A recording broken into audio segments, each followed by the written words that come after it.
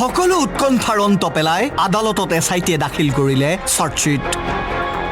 ২৫০০ পৃষ্ঠাজোৰা চাৰ্জশ্বীটত আছে ১২,০০০ৰো অধিক নথিপত্ৰ দিনক ৰাতি কৰি ৰাতিক দিন কৰি ৩ মাহজোৰা তদন্তৰ অন্তত সম্পূৰ্ণ হ'ল চাৰ্জশ্বীট জুবিন গাৰ্গৰ হত্যাৰ বিচাৰ প্ৰক্ৰিয়া আদালতমুখী হ'ল চাৰ্জশ্বীটত এছআইটিয়ে তদন্ত কৰি পোৱা জুবিন হত্যাৰ বহু বিস্ফোৰক তথ্য লিপিবদ্ধ কৰিছে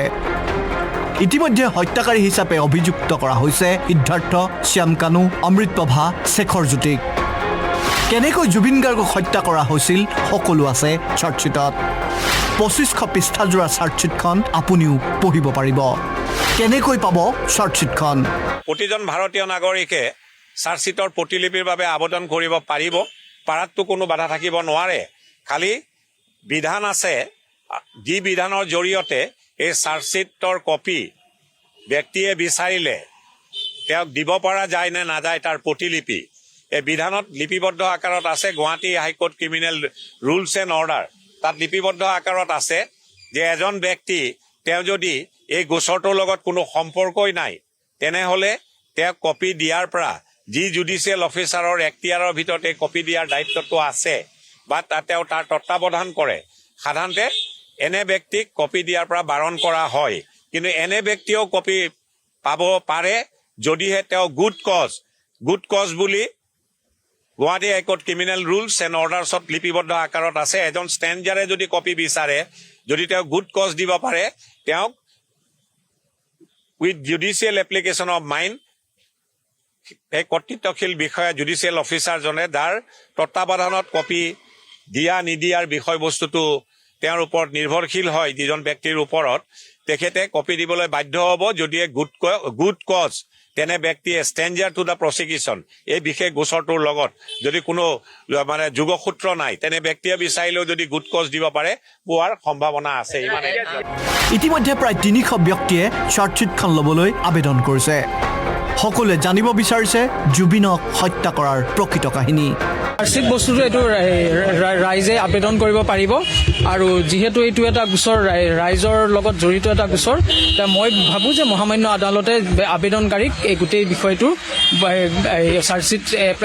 চাৰ্টিফাইড কপি এপ্লাই কৰিলে তেওঁলোকক অৱগত কৰিব আজি যিহেতু চাৰ্জশ্বীটখন দাখিল কৰিলে দাখিল কৰাৰ পিছত মই ক'লো নহয় চেজম মুখ্য ন্যায়িক দণ্ডাধীশে চাব এবাৰ সেইটো ডকুমেণ্টটো চিন হৈ যোৱাৰ পিছত আপোনালোকে চাৰ্টিফাইড কপি নকল কপি ইয়াত পাই যাব নকল কপি সেইটো এটা ৰাজহুৱা ডকুমেণ্ট কোনো ৰাখিব নোৱাৰে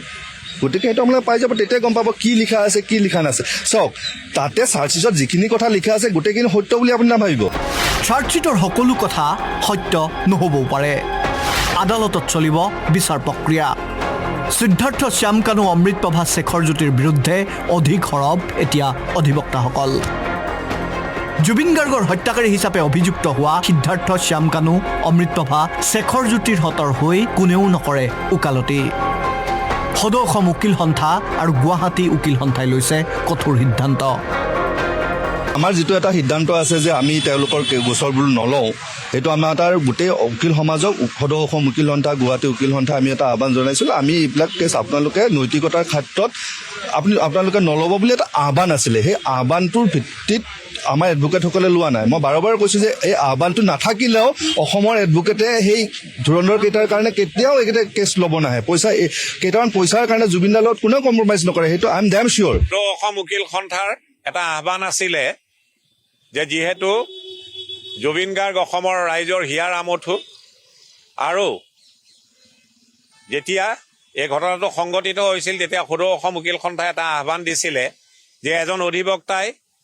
ছ'চিয়েল ৰেছপঞ্চিবিলিটি আগত ৰাখিব লাগে আৰু পেছাগত যি responsibility that should take a back seat ইয়াতকৈ বেছি কোৱাটো মই সমীচীন নহ'ব ইমানেই ধন্যবাদ আবেদন কৰাসকলে খুব কম দিনৰ ভিতৰতে লাভ কৰিব এছআইটি আদালতত দাখিল কৰা চাৰ্জশ্বীট হিয়াৰ আমঠু জুবিন গাৰ্গক যে কোনোবাই হত্যা কৰিব পাৰে সেয়া সঁচাকৈ কল্পনাৰ অতীত সেইগৰাকী শিল্পীৰ ৰহস্যজনক মৃত্যুৰ চাৰ্জশ্বীট এতিয়া ৰাইজে পঢ়িব এয়া সঁচাকৈ দুৰ্ভাগ্যজনক ভিডিঅ' জাৰ্নেলিষ্ট দীপুৰ সৈতে মিতুল দাসৰ ৰিপৰ্ট আছাম টক্স